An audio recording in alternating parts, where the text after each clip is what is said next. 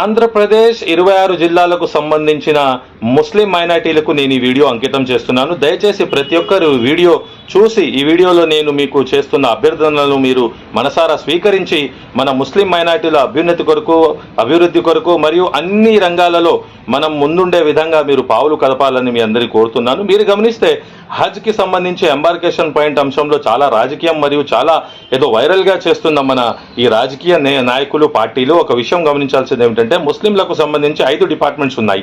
మొట్టమొదటి minority finance corporation, ఇది చాలా ముఖ్యమైన డిపార్ట్మెంట్. ఈ డిపార్ట్మెంట్ వల్లనే ముస్లింలకు సంబంధించి ఏదైనా లోన్స్ కానీ ఏదైనా స్వయం ఉపాధి అంశాలు కానీ ఇవన్నీ కూడా మైనారిటీ ఫైనాన్స్ కార్పొరేషన్ చూస్తుంది. రెండోది ఉర్దూ అకాడమీ, మన తెలుగు రాష్ట్రానికి సంబంధించి ద్వితీయ భాష ఉర్దూకి సంబంధించి ఉర్దూ మీడియం స్కూల్స్కి సంబంధించి ఏం జరుగుతుంది అనేది కూడా ఈ ఉర్దూ అకాడమీ ద్వారానే అవుతుంది.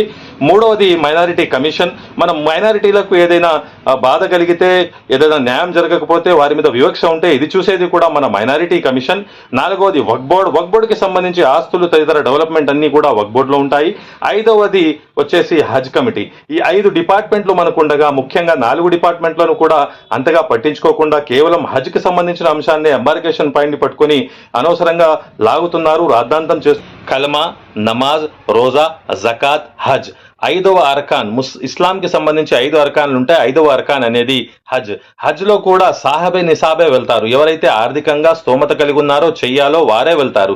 అయితే వారికి ఉన్న సౌకర్యాలన్నీ సమకూర్చుకోవడం, ప్రభుత్వం వారి గురించి హజ్ హౌస్లు నిర్మించడం, ప్రభుత్వం వారి గురించి సరైన ఎంబార్కేషన్ పాయింట్స్ మరియు ట్రావెల్ సదుపాయాలు కల్పించడం ఖచ్చితమే. కానీ అసలు మన మైనారిటీల గురించి ఆంధ్రప్రదేశ్లో ఏం జరుగుతుంది, 26 జిల్లాలో మన పరిస్థితులు ఏమిటి, రాజకీయంగా సామాజికంగా మనం ఏ విధమైన పరిస్థితుల్లో ఉన్నాము అనేది మర్చిపోయి కేవలం హజ్ అంశంనే ఇంత పొడిగించుకోవడం అనేది నాకైతే భావ్యం అనిపించలేదు.